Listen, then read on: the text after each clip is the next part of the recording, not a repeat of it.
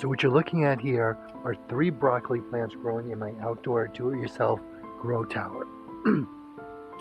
These 3 plants were started from seed back in January of 2021, and they were moved outside around the beginning of March. As most of you are probably aware, broccoli plants enjoy cooler weather.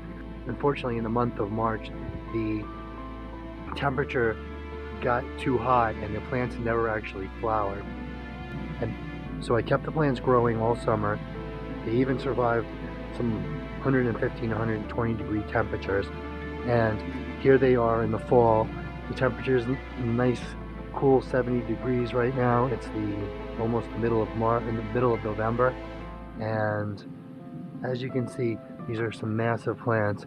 They have some crazy stalks. They've got some big lengths to them. Some of them are starting to, just about to start to flower, as you can see here. I mean, they grew in a pretty unusual pattern as well. Some of these have spiraled and grown under and over. The stalks are pretty nice and thick. These are massive leaves, just to give you the size of that, my arm. Right now these plants are using about 10 gallons of water every week. Hoping to make some nice broccoli soup from these plants.